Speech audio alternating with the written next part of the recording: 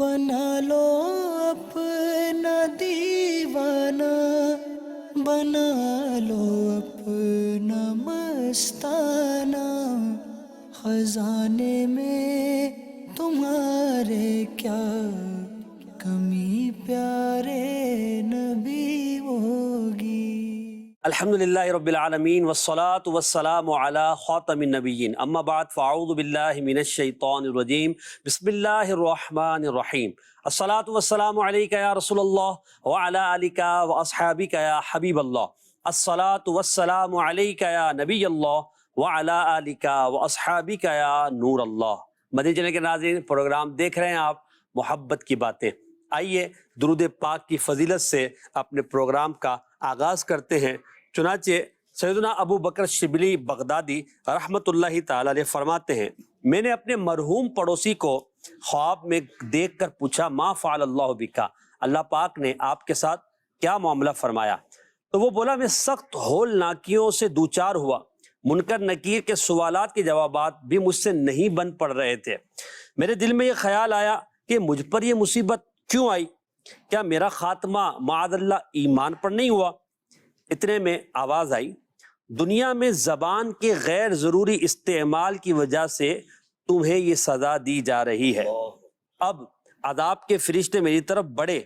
اتنے میں ایک صاحب جو حسین و جمیل اور خوشبوؤں سے معطر تھے، میرے اور عذاب کے درمیان رکاوٹ بن گئے۔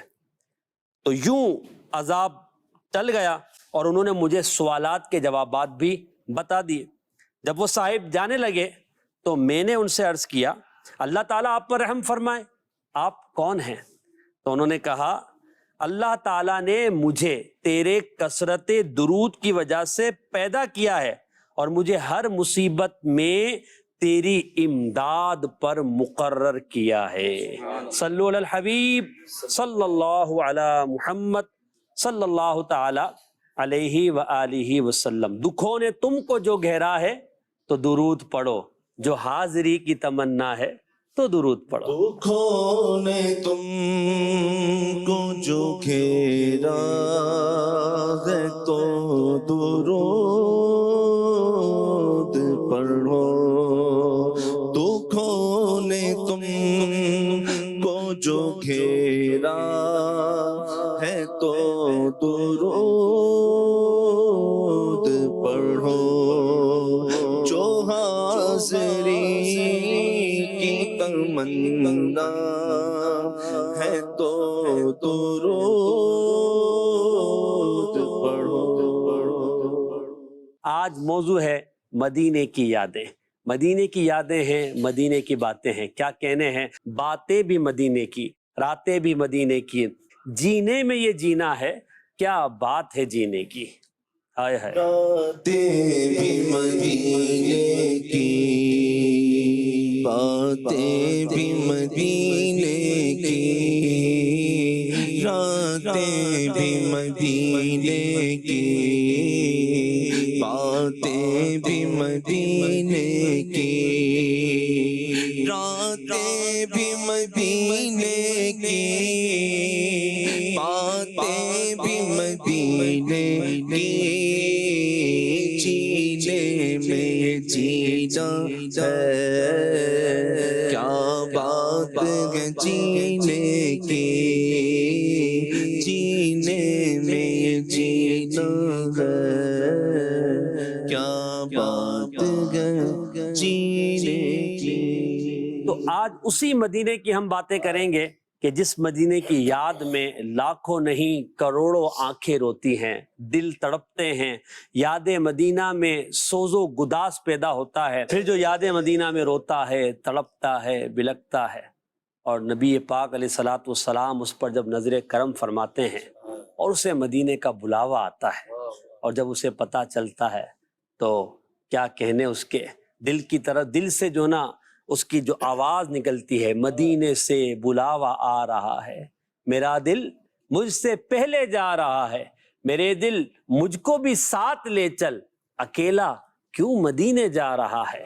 تو یوں مدینے کی یادیں اور مدینے کی باتیں تو کیا کہنے۔ ہمارے ساتھ مبلغ دعوت اسلامی غلام محی الدین اتاری مدنی ہیں اور مبلغ دعوت اسلامی احمد رضا اتاری تشریف فرمائیں انشاءاللہ. ہم نعتیں بھی سنیں گے، مدینے کی مدحت سرائی بھی ہوگی، مدینے کے تعلق سے باتیں بھی کریں گے، یاد مدینہ کرتے رہیں گے، مدینے کی یادیں کرتے رہیں گے انشاءاللہ. ایک دن ضرور نبی پاک صلی اللہ علیہ وآلہ وسلم ہم پر بھی کرم فرمائیں گے اور ہمیں بھی اپنی ان جاگتی آنکھوں سے مدینہ دیکھنا نصیب ہو جائے گا انشاءاللہ عز و جل. غلام محی الدین بھائی، باتیں ہیں مدینے کی، تذکرہ ہے مدینے کا.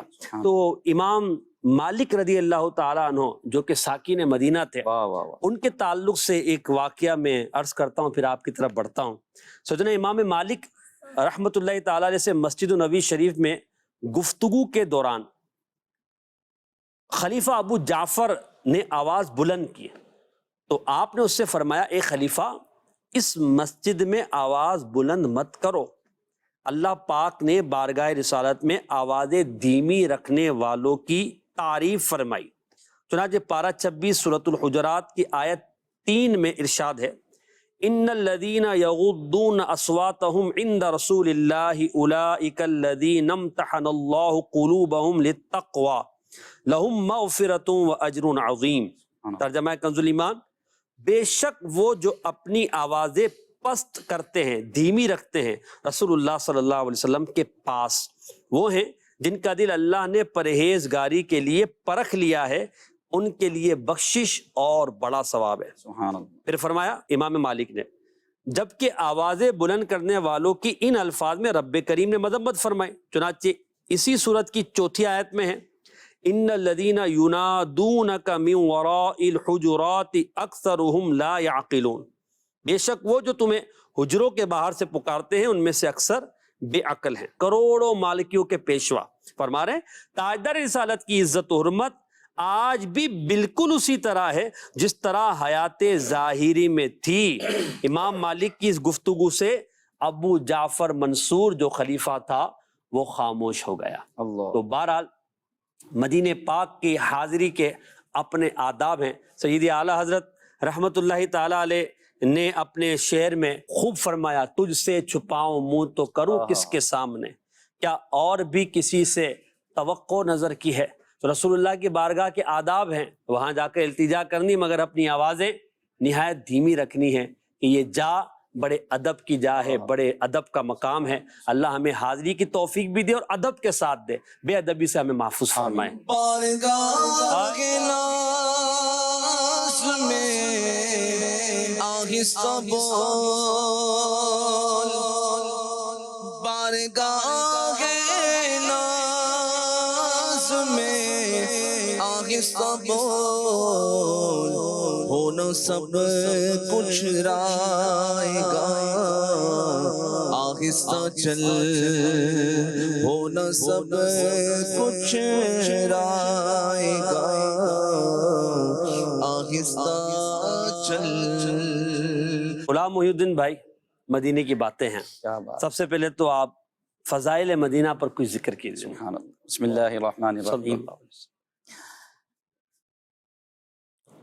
نبی پاک صلی اللہ تعالی علیہ وآلہ وسلم کا مدینہ، مدینہ مدینہ ہے، وہ مدینہ جو کونین کا تاج ہے، جس کا دیدار مومن کی معراج ہے.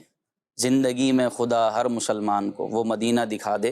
کیا بات. ہر مسلمان کی تمنا ہے کہ مدینہ دیکھے، مدینہ جائے، حضور علیہ الصلوۃ والسلام کی بارگاہ ناز میں حاضر ہو اور حضور علیہ الصلوۃ والسلام کا وہاں پہنچ کر قرب پائے. سبحان کہ نبی پاک صلی اللہ علیہ وسلم نے ارشاد فرمایا کہ جو خالصتاً میری زیارت کو آیا، میری زیارت کو آیا اور اسی نیت سے اس نے سفر کیا، چلا میرے پاس آیا، تو میں کل قیامت کے دن اس کی شفاعت کروں. اور اس طرح کی ایک روایت میں ہے کہ جو ارادتاً یہ نیت کر کے میری بارگاہ میں آیا اور اس کو کوئی تکلیف پہنچی اور اس نے اس تکلیف پر صبر کیا، یعنی ارادہ کیا سفر کا، میری بارگاہ میں آنے کا، اور وہاں مدینے میں پہنچ کر اس کو کوئی تکلیف پہنچی اور اس نے اس تکلیف پر صبر کیا، تو میں اس کی شفاعت کروں گا. یہ زخم ہے طیبہ کا،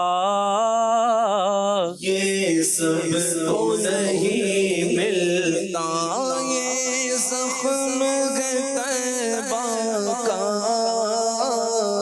یہ سب کو نہیں ملتا، کوشش نہ کرے کوئی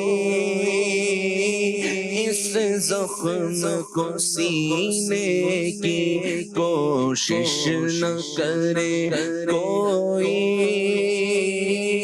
اس زخم کو سینے کی۔ سبحان اللہ۔ تو نبی پاک صلی اللہ علیہ وسلم کے شہر مدینہ کے فضائل تو خود نبی پاک صلی اللہ علیہ وسلم نے بیان فرمائے، اور پوری دنیا میں مدینے کے لیے قصیدے لکھے گئے، یعنی مدینے کے 100 سے زیادہ نام ہیں۔ کسی چیز کے نام کا زیادہ ہونا یہ بھی اس کی عظمت پر ایک دلیل ہوا کرتا ہے، اس کے شرف پر دلیل ہے۔ آج تک رہتی دنیا تک جتنے قصیدے، جتنی تعریفیں، جتنی نعتیں، منقبتیں، قصائد لکھے جاتے ہیں تو وہ یہ شہر مدینہ ہے۔ شہر مدینہ کے لیے لوگ تڑپتے ہیں۔ یہ مدینے سے محبت، مدینے سے الفت، یہ بھی اللہ نصیب والوں کو نصیب فرماتا ہے، اور اللہ ہمارے بھی ایسے نصیب رکھے کہ ہم جو ہے نا مدینے کی یاد میں تڑپتے رہیں، روتے رہیں، بلکتے رہیں، کہ مدینے کی محبت در حقیقت نبی پاک کی محبت۔ تو مدینے کے لیے جو بلکتا ہے، روتا ہے، اس کی ہواؤں سے، اس کی فضاؤں سے محبت کا اظہار کرتا ہے، تو یہ سب کچھ کیوں ہے؟ کیونکہ نبی پاک وہاں موجود ہے۔ یہ سب محبتیں، سب عقیدتیں نبی پاک صلی اللہ علیہ وسلم کی وجہ سے ہیں، اور پھر وہاں شیخین کریمین بھی جلوہ فرما ہیں، صحابہ کرام کی محبت بھی ہے۔ تو بس اللہ پاک لے جائے ہمیں اور ہمیں زیارت نصیب فرمائے، زندگی میں ہمارا آنا جانا رہے۔ حضور علیہ الصلوۃ والسلام ہجرت کر کے مکے سے مدینہ تشریف لائے، تو جب مکے سے آپ واپس آ رہے تھے تو آپ ایک جگہ پہنچ کر کعبہ مشرفہ کو دیکھتے اور آپ کی چشمان مبارک سے آنسو آ گئے، اور آپ نے فرمایا کہ اے مکہ، میں تجھے نہ چھوڑتا اگر مجھے میری قوم نہیں نکالتی، میں تجھے کبھی چھوڑ کر نہیں جاتا، تو مجھے اللہ کی زمینوں میں سب سے زیادہ پسندیدہ ہے۔ تو آپ روتے ہوئے مدینہ طیبہ کی طرف ہجرت کر گئے۔ اب جب نبی پاک صلی اللہ علیہ وسلم مدینے آئے تو صحابہ کرام علیہم رضوان چونکہ مکے میں رہے، اپنی زندگی مکے میں گزاری، ان کی وہاں پیدائش، سارا گھر بار سب کچھ، تو کچھ لوگ جو ہے نا وہ مکے کو یاد کرنے لگے، اور بعض لوگوں کی طبیعت اس طرح ہو گئی کہ بخار آ گیا۔ تو اب جب بندہ بیمار ہو جاتا ہے تو اپنی جگہ کو یاد کرتا ہے، اپنا شہر یاد کرتا ہے، تو وہ اس طرح کچھ اشعار کہنے لگے مکے کی یاد میں۔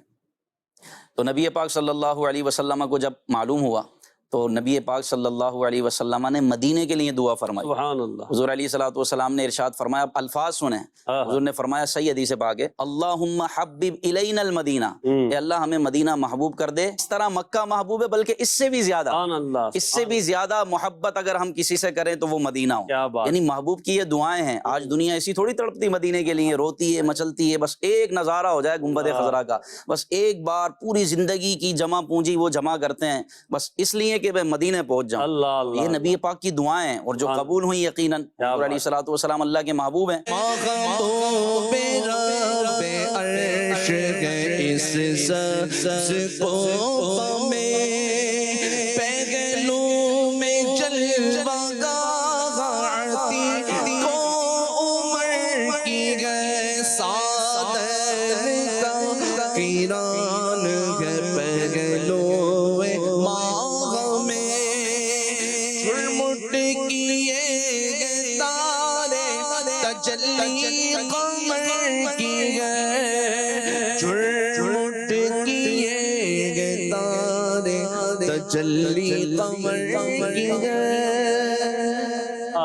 اعلیٰ حضرت پر بھی قربان جائیں، کیا سمجھاتے ہیں اعلیٰ حضرت کہ جھرمٹ کیے ہیں تارے، تارے سے مراد یہاں پر صدیق اکبر اور فاروق اعظم، وہ تجلی قمر کی ہے، یعنی نبی پاک صلی اللہ علیہ وسلم موجود ہیں۔ سعدین کا قران ہے، سعدین یہ دو سیاروں کو کہا جاتا ہے، یہ چاند کے ارد گرد گھومتے رہتے ہیں، تو سعدین سے تشبیہ دی ہے شیخین کریمین کو۔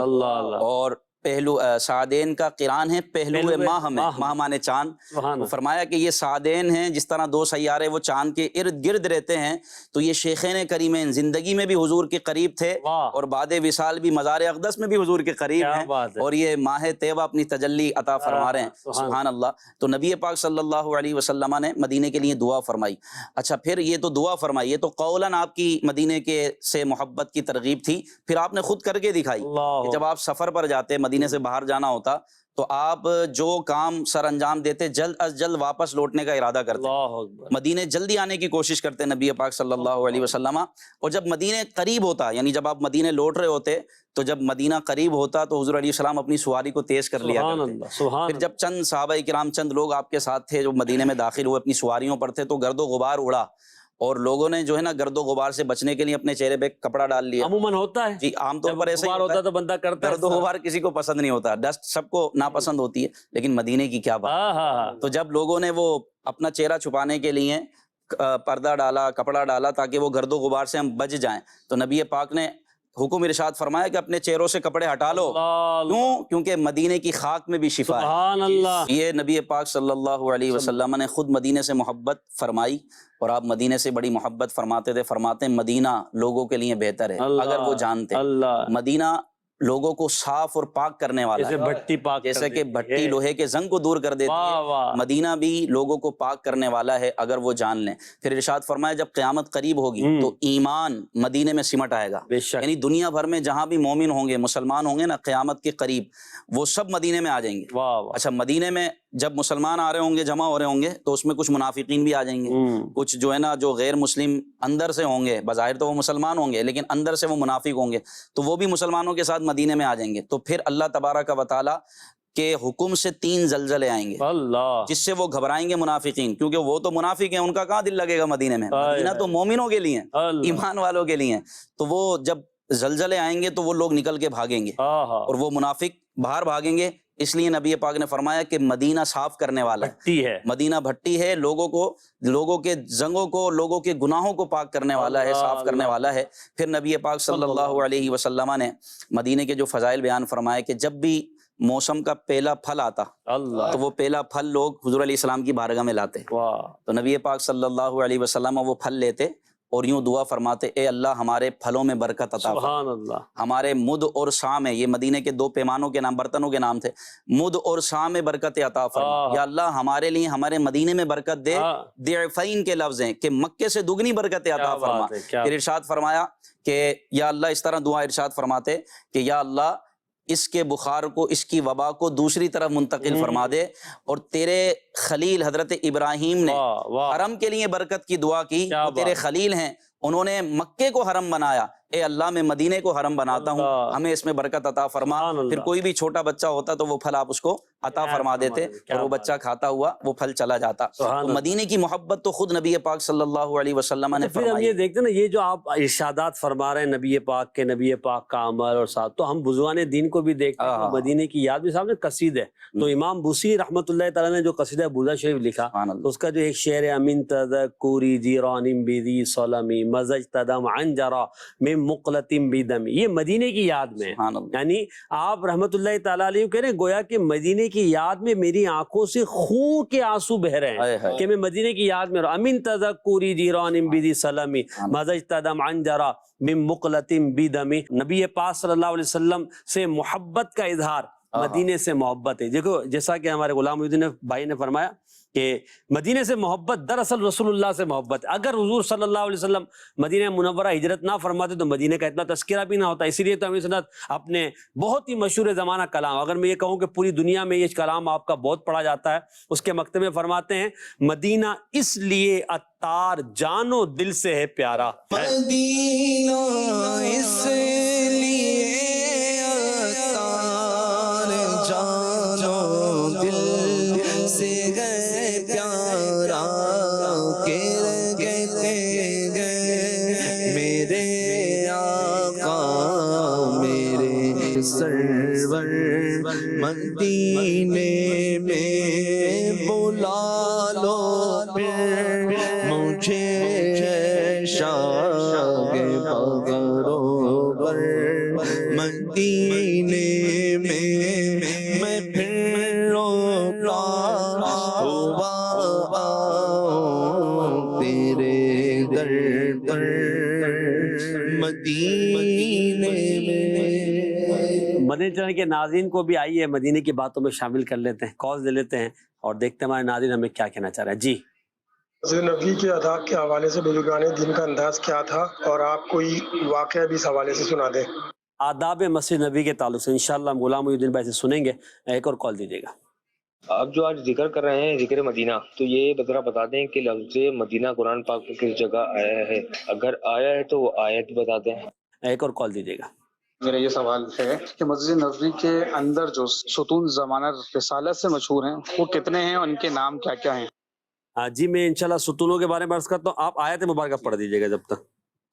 قرآن پاک میں ذکر مدینہ، یہ پارہ 28 سورہ منافقون آیت نمبر 8 میں یوں ہے، یقولون لئن رجعنا الی المدینة لیخرجن الاعز منها الاذل وللہ العزۃ ولرسولہ وللمؤمنین ولکن المنافقین لا یعلمون۔ ترجمہ کنز الایمان کہتے ہیں ہم مدینہ پھر کر گئے تو ضرور جو بڑی عزت والا ہے وہ اس میں سے نکال دے گا اسے جو نہایت ذلت والا ہے، اور عزت تو اللہ اور اس کے رسول اور مسلمانوں ہی کے لیے ہے مگر منافقوں کو خبر نہیں۔ تو یہ پارہ 28 ہے سورہ منافقون ہے، یہاں پر ذکر مدینہ موجود ہے۔ سبحان اللہ۔ آپ نے ایک سوال کیا مسجد نبی شریف جو قدیم ہے اس کے ستون جو نوائے زمانے رسالت میں تھے، تو امیر سنت کی کتاب ہے عاشقان رسول کی 130 حکایات، یہ کتاب کا آپ ٹائٹل بھی دیکھ لیں، اور میں آپ سے کہوں گا کہ اس کتاب کو آپ خریدیں بھی پڑھیں بھی تو انشاءاللہ آپ کا ایمان تازہ ہوگا۔ عاشقان رسول کی 130 حکایات میں امیر سنت لکھتے ہیں کہ مسجد نبی شریف کے 8 ستون، ستون رحمت جو زیادہ مشہور ہیں، ان میں ایک ہے استوانہ حنانہ، استوانہ عائشہ، استوانہ توبہ، استوانہ سریر، استوانہ حرس، استوانہ وفود، استوانہ جبریل اور استوانہ تہجد، یعنی یہ 8 نام۔ اس کے علاوہ بھی اور متبرک ستون پلرز ہیں جو مسجد نبی شریف کے قدیم حصے میں ہیں، جہاں نبی پاک صلی اللہ تعالی علیہ وآلہ وسلم کسی ستون سے ٹیک لگا کر آپ تشریف فرما ہوتے تھے، کہیں وفود سے ملاقات فرماتے تھے، کہیں جو ہے وہ نبی پاک کی ظاہری حفاظت کے لیے جو صحابہ کرام مقرر تھے وہ ٹھہرا کرتے تھے، کہیں نماز تہجد ادا فرمائی تو استوانہ تہجد ہو گیا، کہیں جبریل امین علیہ الصلوۃ والسلام سے ملاقات کا سلسلہ ہوتا۔ تو یوں جو ہے ان ستونوں کے مبارک نام رکھے گئے ہیں، اور کیا بات ہے، مدینے کی تو در و دیوار کی بھی کیا بات، مدینے کے بارے میں تو کیا کہیں، مدینے کے پتھروں کے بارے میں بات کریں، مدینے کے پہاڑوں کے بارے میں بات کریں، مدینے کے ستونوں کے بارے میں بات کریں، مدینے کے میناروں کے بارے میں بات کریں، محرابوں کے بارے میں بات کریں، صحراؤں کے بارے میں بات کریں، جو بات کریں بس مدینے کی بات کریں، تو مدینے کی بات میں تو مٹھاس ہی مٹھاس ہے۔ کیا بات ہے، مدینے مدینے کی باتیں، مدینے کی یادیں، مدینے کی باتیں سنے اور سنائے، یہ جی چاہتا ہے سنے اور سنائے، یہ جی چاہتا ہے مدینے کو جائے، یہ جی چاہتا ہے مقدر جگہ، یہ جی چاہتا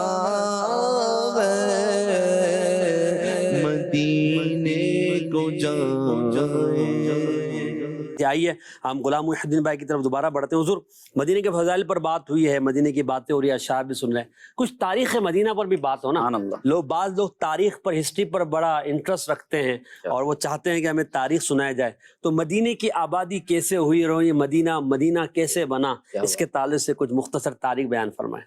مدینہ تو نبی پاک صلی اللہ علیہ وسلم کے تشریف لانے سے بنا، ورنہ اس کا حضور علیہ السلام کے آنے سے پہلے اس کا نام کچھ اور تھا، اور جس کا معنی بھی غلط تھا، جس کا معنی بھی درست نہیں ہے، اور اب وہ لفظ بھی نہیں کہنا چاہیے۔ تو اب جب نبی پاک صلی اللہ علیہ وسلم تشریف لائے تو یہ مدینہ بن گیا، اس کی آب و ہوا میں بھی شفا ہو گئی، اس کا بخار، اس کی جو وبائیں تھیں، بیماریاں تھیں، وہ سب کسی اور جگہ منتقل ہو گئیں، اور نبی پاک کی دعاؤں سے یہ با برکت بن گیا، ایسا برکت والا بن گیا، اب جو جاتا ہے اس کو برکتیں ملتی ہیں، جو مدینے سے محبت کرتا ہے۔ اچھا جو نہیں جاتا اس کو تو وہ یہ سوچے کہ یار جانے والوں کو برکتیں، تو یقیناً جانے والوں کو برکتیں ملتی ہیں، جو بیچارے نہیں جا سکتے، اسباب نہیں ہیں، تو وہ مدینے سے محبت کریں، ان کو مدینے کی محبت کی برکتیں ملیں گی، یاد مدینہ کی برکتیں ملیں گی، اور پھر بلاوا کبھی بھی آ سکتا ہے، کیونکہ کسی نے کیا خوب کہا نا کہ حج و عمرہ یہ پیسوں سے نہیں بلکہ نصیبوں سے ہوتا ہے۔ نہ مہو مایوس دیوانوں، پکارے جاؤ تم ان کو، بلائیں گے تمہیں بھی ایک دن سرور مدینہ. جی تو اللہ پاک بس ہمیں مدینے کی تڑپ نصیب فرمائے، آمین آمین. اور عاشقان رسول کی صحبت میں آپ رہیں گے تو انشاءاللہ آپ کو ذکر مدینہ، محبت مدینہ تحفے میں ملتی رہے گی انشاءاللہ. اور آپ پھر یہ دوسروں کو بھی تحفہ دیں مدینے کی محبت کا.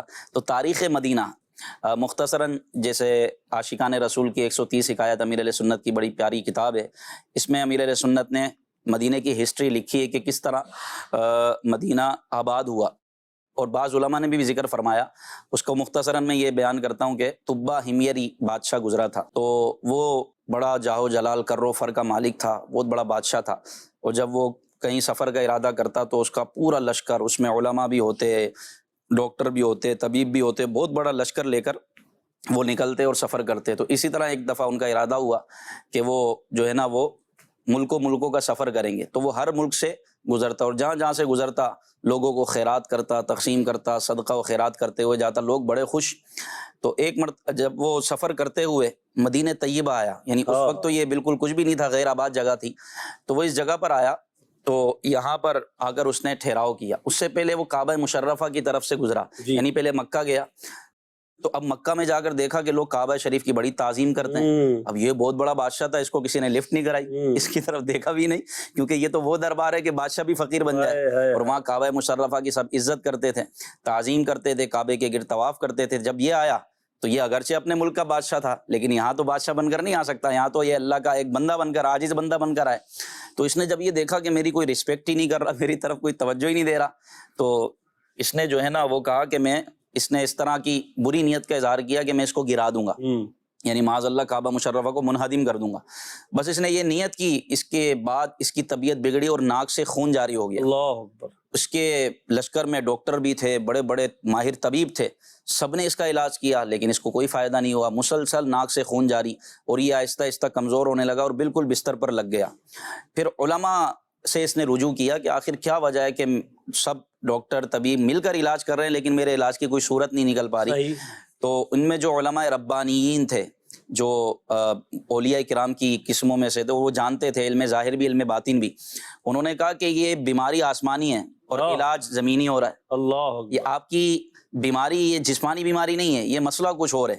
آپ کچھ غور کریں، یاد کریں، آپ نے کوئی ایسے کلمے تو نہیں کہے، کچھ آپ نے کوئی اس طرح کا سوچا ہو، کسی بری نیت کا اظہار کیا ہو جس کی وجہ سے یہ آپ کے ساتھ مسئلہ ہوا ہے اور آپ کو اس کی سزا مل رہی ہے. تو اس نے کہا کہ ہاں، میں نے کعبہ مشرفہ کو منہدم کرنے کی نیت کی تھی، میری کسی نے رسپیکٹ نہیں کی، میری طرف توجہ نہیں دی، تو میں نے اس بری نیت کا اظہار کیا. تو کہا کہ آپ اس سے فوراً توبہ کریں اللہ کی بارگاہ میں. تو اس نے توبہ کی تو اس کا یہ سارا مرض ختم ہو گیا. اب یہ وہاں کے لوگوں کو صدقہ و خیرات کر کے ان کو بڑا نواز کر اب مدینہ طیبہ کی طرف آیا. اب جب یہ مدینہ طیبہ کی طرف آئے تو ان میں علماء بھی تھے. جب وہ اس جگہ سے گزرے تو ان کو اس جگہ کی مٹی سے خوشبو آئی. اور وہاں کے جو سب سے بڑے عالم تھے وہ بادشاہ کے پاس آئے، طبہ ہمیری کے پاس، اور کہا کہ مجھے لگتا ہے یہی وہ جگہ ہے جہاں نبی آخر الزمان صلی اللہ علیہ وسلم کو ہجرت کا حکم ہوگا. سبحان اللہ. اور یہاں نبی پاک صلی اللہ علیہ وسلم ہجرت کر کے تشریف لائیں گے، جو ہم نے اپنی کتابوں میں آخری نبی کی علامتیں پڑھی ہیں. کیونکہ اللہ پاک نے پچھلی کتابوں میں حضور علیہ السلام کے اوصاف، حضور علیہ السلام کا حلیہ اور حضور علیہ السلام کی علامتیں ذکر فرمائی. اور پچھلی کتابوں کے جو علماء تھے وہ اس بات کو یہاں تک لکھا نبی پاک صلی اللہ علیہ وسلم کے بارے میں، وہ پچھلی کتابوں کے علماء جانتے تھے کہ یہ وہ نبی ہوں گے جن کے کندھوں پر مہر نبوت ہوگی اور ان کی ہجرت کی جگہ مدینہ ہوگی. یعنی اتنی نشانیاں، واضح نشانیاں اللہ پاک نے پچھلی کتابوں میں ذکر فرمائی. یہاں تک کہ جو تورات کے جاننے والے ماننے والے تھے ان کے بارے میں ہمارے کتاب قرآن پاک میں ذکر فرمایا، پہلے کے لوگ نبی آخر الزمان کو ایسے جانتے ہیں جیسے اپنے بیٹوں کو جانتے ہیں. اتنی واضح نشانیاں نبی پاک صلی اللہ علیہ وسلم کی اللہ پاک نے پچھلی کتابوں میں ذکر فرمائی. تو علماء نے یہ کہا کہ ہم یہاں رہنا چاہتے ہیں، آپ ہمیں یہیں چھوڑ دیں. اللہ. تو بادشاہ نے قبول کر لیا. یہاں تک کہ بادشاہ بھی حضور علیہ الصلوۃ والسلام سے محبت کرنے والا نکلا. اس نے عقیدت کا اظہار کیا اور کہا کہ ٹھیک ہے، میں یہاں سب علماء کے لیے گھر بناؤں گا. اور ان علماء میں جو سب سے بڑے عالم تھے ان کے لیے ایک مخصوص گھر بنایا اور ان کو ایک خط لکھا. اس بادشاہ نے 1000 سال پہلے کم و بیش، اور یہ خط لکھا کہ اگر تمہارا نبی پاک صلی اللہ علیہ وسلم کے زمانے میں تم موجود ہو اور تم حضور علیہ السلام کا زمانہ پاؤ یا تمہاری نسلیں وہ زمانہ پائیں تو طبہ ہمیری کا سلام کہنا اور حضور علیہ الصلوۃ والسلام سے کہنا کہ ان کے حق میں بھی شفاعت آپ فرمائیں. اس طرح کے مضمون لکھ کر ایک خط لکھ کے ان بڑے عالم کو دے دیا. لہذا وہاں علماء رہنے لگے. اب یہ جگہ آہستہ آہستہ آباد ہونا شروع ہو گئی. علماء سے آبادی شروع ہوئی وہاں پر. اب آہستہ آہستہ جو ہے نا آبادی بڑھتی رہی. ان علماء کی نسل در نسل نسل در نسل چلتی رہی اور وہ خط بھی ان کی نسلوں میں منتقل ہوتا. کیا بات ہے. اور وہ خط بالآخر حضرت سیدنا ابو ایوب انصاری رضی اللہ تعالیٰ عنہ کے حصے میں آیا جو کہ ان علماء کی نسل میں سے تھے. کیا بات. اب جب نبی پاک صلی اللہ علیہ وسلم کا زمانہ آیا, حضور علیہ الصلوۃ والسلام مکے میں مبعوث ہوئے, پھر مکے سے مدینے کی طرف ہجرت کا حکم ہوا, تو اب نبی پاک صلی اللہ علیہ وسلم نے جب مدینے کی طرف ہجرت کی تو ہر صحابی یہ چاہتا تھا, ہر شخص یہ چاہتا تھا کہ حضور ہمارے گھر قیام فرمائیں, حضور ہمارے گھر قیام فرمائیں. تو نبی پاک صلی اللہ علیہ وسلم نے فرمایا کہ میری اونٹنی کی مہار چھوڑ دو, یہ اللہ کی طرف سے مامور ہے, یہ جہاں چاہے گی جہاں بیٹھے گی وہیں میں قیام کروں گا. اب اللہ کی طرف سے اللہ کی قدرت دیکھیے کہ وہ اونٹنی اسی گھر کے آگے بیٹھی جو گھر بادشاہ ہمیری نے ایک بڑے عالم کو دیا تھا اور کہا تھا کہ نبی پاک کے لیے یہ گھر میں تحفے کے طور پہ دے رہا ہوں, یہ ان کے لیے گفٹ ہے. اور جب نبی پاک یہاں ہجرت کر کے تشریف لائیں تو ان کو کہنا کہ حضور علیہ السلام یہاں قیام فرمائیں. تو آپ کی اونٹنی بھی جب رکی تو وہ حضرت ابو ایوب انصاری رضی اللہ عنہ کے گھر پہ رکی جو کہ ان بڑے عالم کی اولاد میں سے تھے. یوں نبی پاک صلی اللہ علیہ وسلم آپ کے گھر میں قیام فرما رہے اور اس طرح مدینے کی تاریخ کا اور مدینے کی آبادی کا سلسلہ ہوا. تو در حقیقت ہم کہتے ہیں نا حضرت ابو ایوب انصاری رضی اللہ تعالیٰ عنہ کو یہ میزبان رسول ہیں, حالانکہ یہ خود مہمان تھے, کیونکہ یہ گھر 1000 سال پہلے طبہ ہمیری نے نبی پاک صلی اللہ علیہ وسلم کو تحفے میں دے دیا تھا. یہ گھر حقیقتاً نبی پاک صلی اللہ علیہ وسلم کا گھر تھا. یوں غور کریں تو طبہ ہمیری کے وقت کا جو مدینہ تھا اس وقت جب آباد نہیں ہوا, پھر وہ آباد ہوتا رہا. پھر اب جو مدینہ پاک کی صورت حال ہے, اور اگر ہم نبی پاک کے زمانے میں دیکھیں تو پہاڑ اور جو نخلستان, اور وہ امیر سنت کا وہ شعر یاد آتا, اے بیابان عرب تیری بہاروں کو سلام, تیرے پھولوں کو تیرے پاکیزہ خاروں کو سلام. تو اگر اس تصور کے ساتھ ہم یہ پڑھیں نا تو ایمان تازہ ہو جاتا. ہمارے اگر احمد رضا بھائی یہ شعر 2-3 شعر اس کے طرز میں پڑھ دیتا ہوں.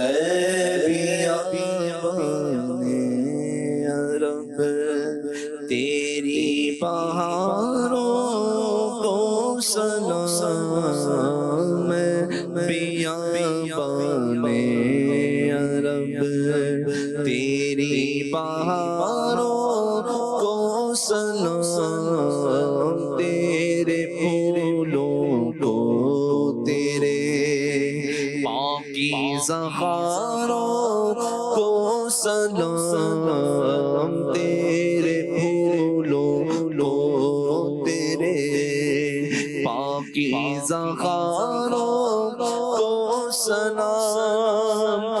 جبل نوروں جبل سار اور ان کے غاروں کو سلام, نور برساتے پہاڑوں کی قطاروں کو سلام, نور برساتے پہاڑوں کی قطاروں کو سلام. جھومتے ہیں مسکراتے ہیں مغیلان عرب, جھومتے ہیں مسکراتے ہیں مغیلان عرب,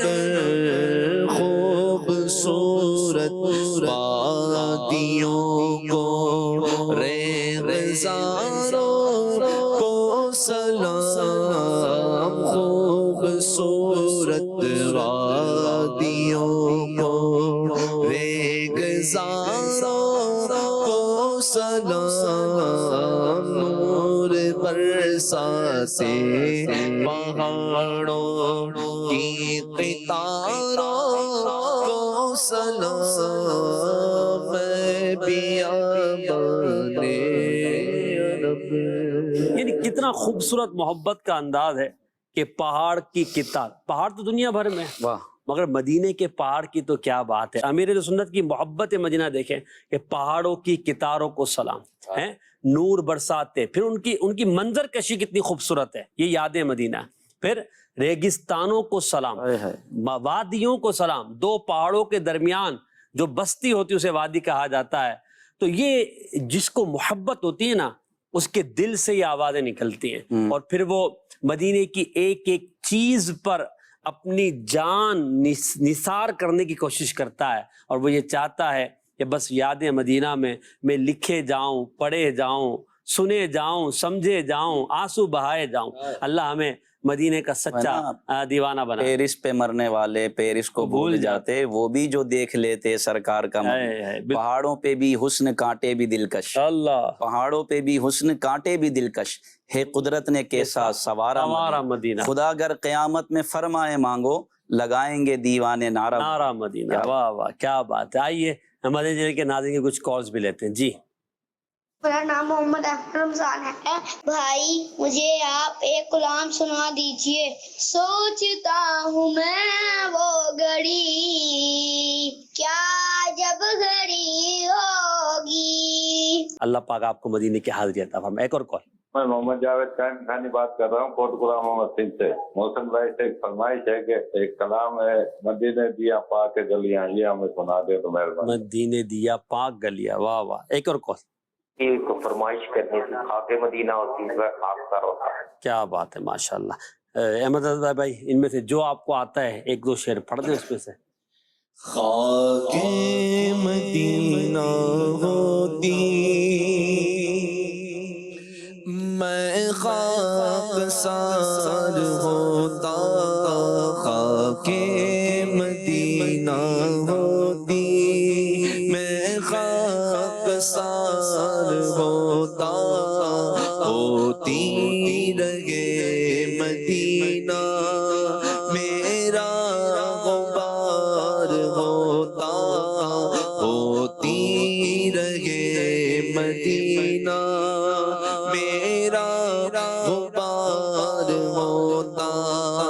آقا اگر کرم سے طیبہ مجھے بلاتے، آقا اگر کرم سے طیبہ مجھے بلاتے، روضے پہ صدقے ہوتا، ان پر نثار ہوتا، روضے پہ صدقے ہوتا، ان پر نثار ہوتا۔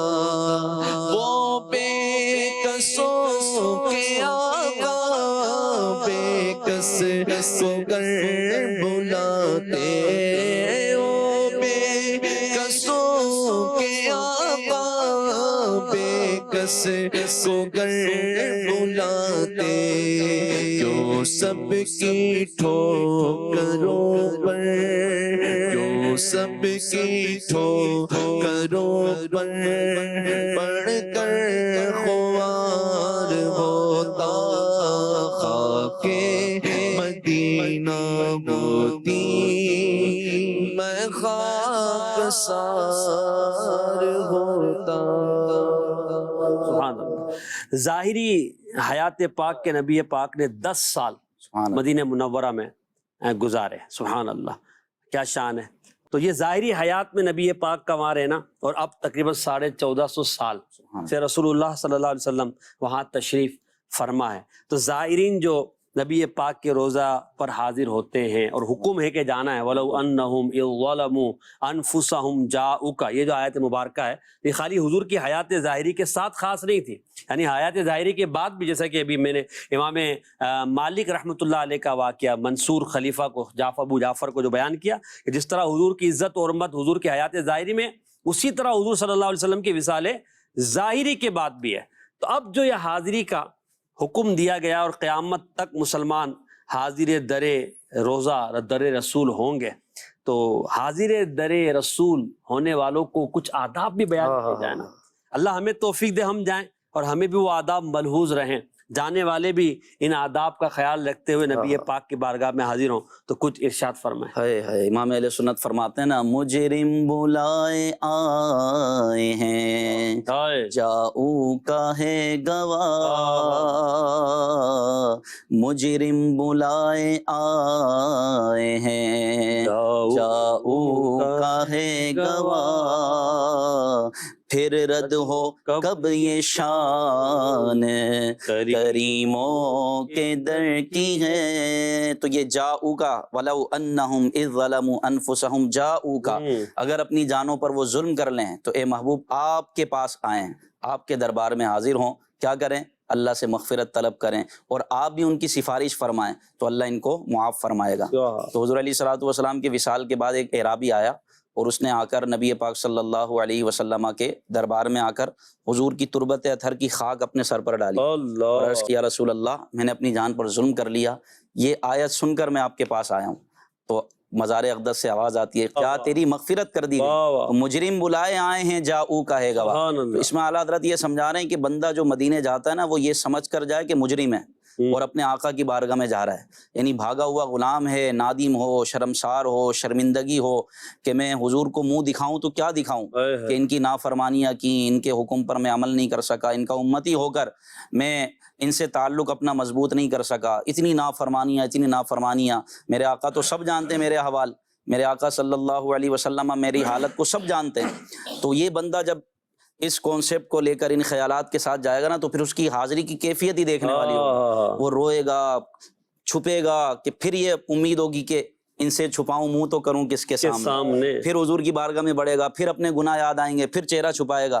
اللہ اکبر. اس کیفیت میں حاضری ہونا تو وہ ذوق والی کیفیت.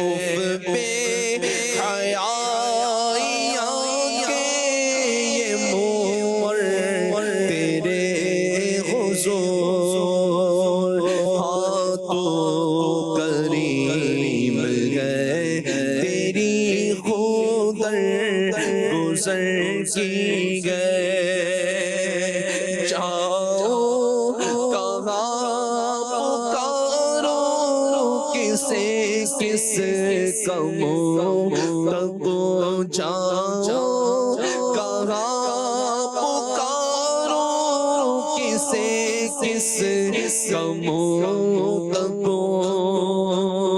کیا پرس شار چابی سگے بے ہنر کی گئے مجرم بلائے آئے گئے جاؤ کہے گواہ پھر رد ہو کب یہ شان کریموں کے در کی گئے